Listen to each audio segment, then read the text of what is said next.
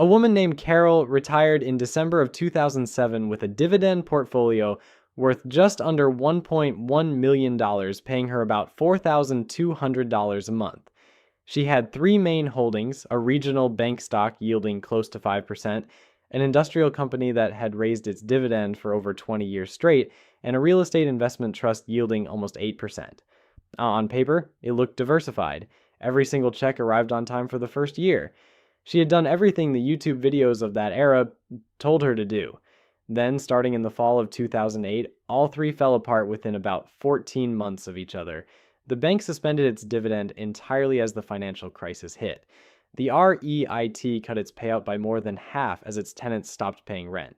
The industrial company held on longer, but eventually trimmed its dividend too, as its own customers cut spending. At the same time, the broader market dropped more than 50%. Carol was forced to sell shares near the bottom just to cover her mortgage and her bills, locking in losses she could never fully undo. Her portfolio took almost 9 years to recover to its original value, and by then she had permanently sold off a chunk of it at the worst possible moment. Nobody warned her about two numbers that, looking back, had already been flashing warning signs for months before any of those cuts happened. I am going to show you both of those numbers, and I'm going to show you exactly how they would have applied to Carol's three holdings, because if you are planning to live off dividends, this is the part that actually determines whether you end up like Carol or not. My name is Chris, and I have spent years breaking down how ordinary people actually build wealth. If you want the real numbers instead of the highlight reel, subscribe and hit the like button. Let's start with the baseline formula quickly because you probably already know a version of this and I don't want to waste your time on it. Passive income you want divided by your dividend yield equals what you need invested. $50,000 a year at a 3% yield is $1.6 million. At 4%, $1.25 million. At 2%, $2.5 million. Lower yield, more capital required. That's the entire foundation nearly every dividend video stops at. We are just getting started. Here is the first number that could have saved Carol a lot of pain. It's called the payout ratio, and it is simply the percentage of a company's profit that gets paid out as dividends. If a company earns $4 a share and pays out $2 in dividends, that's a 50% payout ratio, generally considered sustainable because there's a cushion left over. Push that number past 80 or 90% and the company is handing out almost everything it makes with nothing left to absorb a bad year. Carol's bank had a payout ratio that had crept above 70% in the 2 years before the crisis, as its loan losses started quietly rising. Her REIT, structured the way most REITs are, was already required to pay out the majority of its taxable income, which meant it had almost no room at all to absorb a drop in rent collections. And more broadly, this same pattern shows up again and again in real corporate history. 3M's payout ratio climbed past 60% in the years before its 2024 dividend cut, its first in 66 straight years. AT&T was paying out more in dividends than it generated in free cash flow before slashing its payout by nearly half in 2022. Walgreens showed the same pattern before its own cut, after more than 40 consecutive years of increases. In every one of these cases, the number was sitting there, publicly available months in advance. Almost nobody was checking it. This isn't just a stock picking trick either. It connects to something psychologists describe as the illusion of control. The tendency to feel safer about an outcome simply because it arrives on a predictable schedule. A dividend check landing in your account every quarter feels like proof that your money is protected. In the same way, a green light feels safer than it actually is right before someone runs the red light next to it. I call this specific version of the bias the income illusion. A dividend is not proof of safety. It is a decision a company's board makes every single quarter, and the payout ratio is how you see that decision changing before your check does. Second number, and this one is bigger than any single company because it doesn't care how carefully you picked your stocks. It's called sequence of yield risk. Imagine the market drops 30% the exact year you retire and start drawing on your portfolio. Even if every company involved keeps paying its dividend exactly on time, the value of your holdings just fell by close to a third. And if you're forced to sell shares to cover a shortfall while prices are down, that loss becomes permanent instead of temporary. This is the dividend investing version of a well-documented retirement planning problem called sequence of returns risk, and it's rarely discussed in dividend content specifically because a steady quarterly check creates a false sense that timing doesn't matter. It does. Financial planning research consistently shows it's often the single biggest factor in whether a retirement portfolio survives 30 years or runs dry early. This, layered on top of 3 payout ratios that were already flashing red, is essentially what happened to Carol in 2008. It wasn't one mistake, it was 2 separate risks, compounding on top of each other at the worst possible moment. Quick pause here because I want to give you something practical before we go further, not just a warning. There's a related number worth knowing called yield on cost, and it's calculated as your dividend income divided by what you originally paid for the stock, not what it's currently worth. Say you bought a share at $50 paying a 3% yield, which is $1.50 a year. If that company raises its dividend by around 7% a year, which several dividend aristocrats have historically managed, here's what happens over time. After 5 years, that $1.50 has grown to roughly $2.10, which is a yield on cost of about 4.2% based on your original $50 purchase price. After 10 years, it's grown to almost $3, a yield on cost of nearly 6%. After 15 years, you could be sitting at close to 8% yield on cost, even though a brand new buyer purchasing the stock today at its current higher price might only be getting 3%. This is the entire argument for a strategy usually called a DRIP, or dividend reinvestment plan, where every dividend automatically buys more shares instead of paying out cash. Every reinvested dividend buys a little more stock, which then pays its own dividend next quarter, which buys a little more stock again. This is quietly one of the most powerful and least explained mechanics in the entire topic because it means the yield that matters most isn't the number advertised today, it's the number you'll be earning against your original investment 10 or 15 years from now. So knowing all of that, is dividend investing even worth pursuing seriously as a strategy? Vanguard's paper on total return investing for low yield environments found that concentrating a portfolio into dividend payers pushes you into a narrower set of sectors, mainly consumer staples, utilities, and healthcare, which leaves you underweight in technology and consumer discretionary, the 2 sectors that have driven most of the market's overall growth over the last decade. A backtest comparing a dividend-focused fund against a total market blend from 2016 through 2025 showed the dividend approach returning about 9.4% annually, including dividends against roughly 10.5% for the total market. Compounded over 20 years on $1 million, that difference costs you several $100,000 you never get back.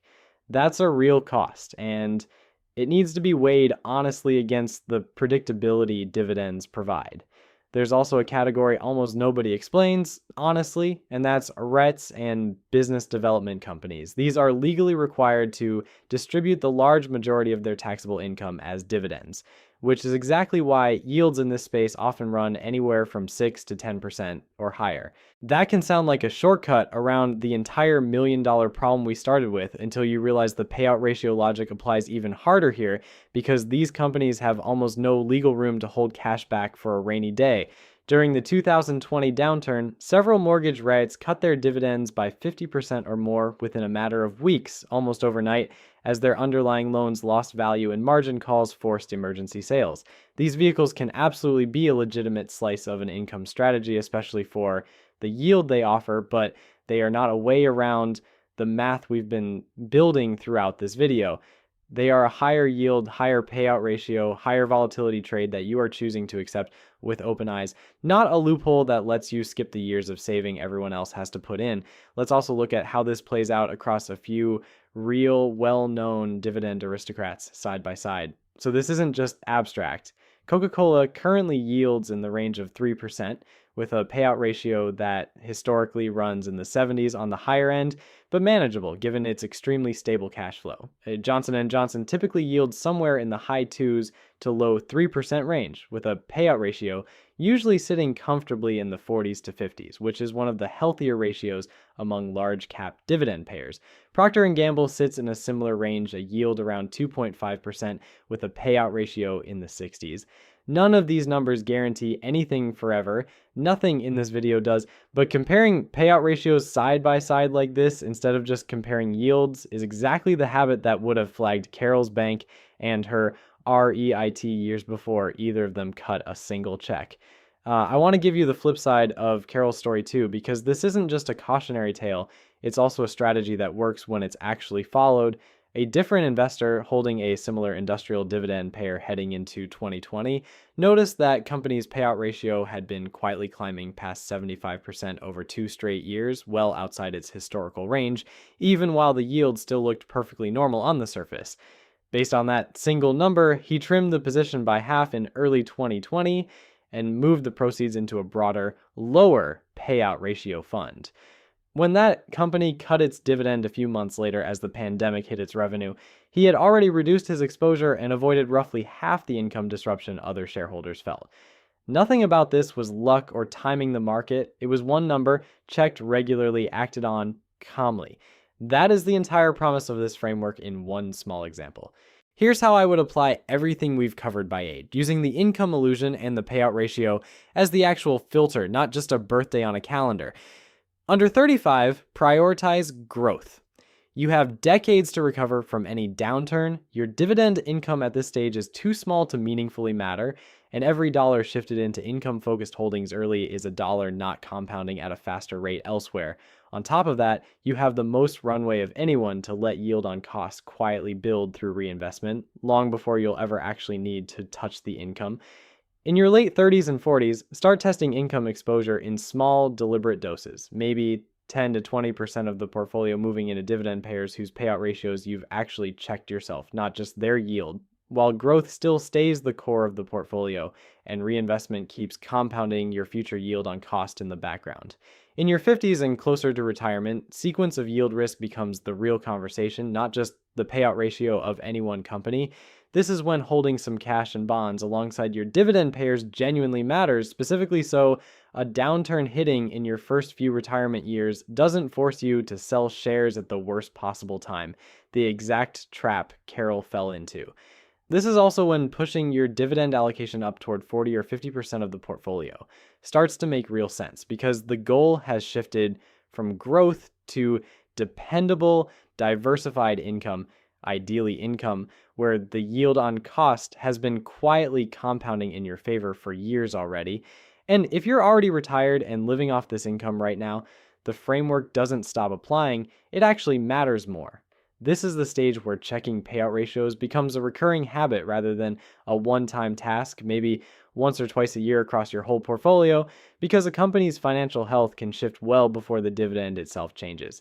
It's also the stage where keeping 1 to 2 years of expenses in cash or short-term bonds completely separate from your dividend holdings does the most good, since that buffer is what lets you avoid selling shares during exactly the kind of downturn that hit Carol, giving your portfolio time to recover before you're forced to touch it. Worth knowing for exactly where we are in 2026, a 3% dividend yield right now isn't dramatically different from a 3% yield on a treasury bond or a high-yield savings account. If income is genuinely all you're after, you don't need stock market risk at all to get it, and it's worth comparing both paths, honestly, before committing your capital to either one. Before we get into taxes, let's pause for 1 second, because this next part is the one section of this entire video that could quietly save or cost you tens of thousands of dollars depending on whether you understand it. And it's the part almost every other video on this topic either skips or gets slightly wrong. Now, the part most videos rush through completely, taxes, and it's actually where dividend investors have a real legal advantage. Qualified dividends, meaning shares held longer than 60 days around the payout date, which covers almost every long-term buy and hold investor, are taxed at capital gains rates instead of ordinary income rates. Under the current federal brackets, if your taxable income stays under roughly the mid 40,000s as a single filer, your capital gains rate on that income is 0%. That means someone living entirely off $40,000 or $50,000 a year in qualified dividends with no other income could owe close to nothing in federal tax on that money. A salary at the exact same amount simply does not get that treatment. It's worth noting state taxes are a separate matter entirely and vary widely, so that 0% federal number isn't necessarily your final number depending on where you live. If you want to remove the tax question almost completely, dividend-paying investments held inside a Roth IRA grow and get withdrawn completely tax-free in retirement, though the annual contribution limit means most people still end up building the bulk of a large dividend portfolio inside a normal taxable brokerage account and lean on the qualified dividend rate to keep that tax bill near zero anyway. So here's the full picture, and here's what Carol's story was actually missing all along. Desired annual income divided by your portfolio's average yield equals what you need invested. At a realistic 3% yield, $30,000 a year needs about $1 million, $40,000 needs about $1.3 million, and $50,000 needs about $1.6 million. That number was never actually the hard part. The hard part is checking the payout ratio before you ever trust a yield, protecting yourself against sequence of yield risk in the years right before and right after you need the income most, and letting yield on cost quietly compound for as long as you can reasonably stand to wait.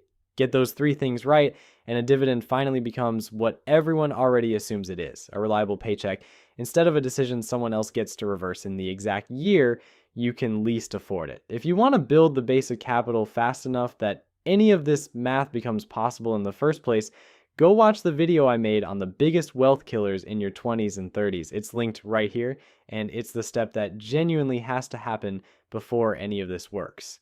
Thanks so much for watching, and I'll see you in the next one.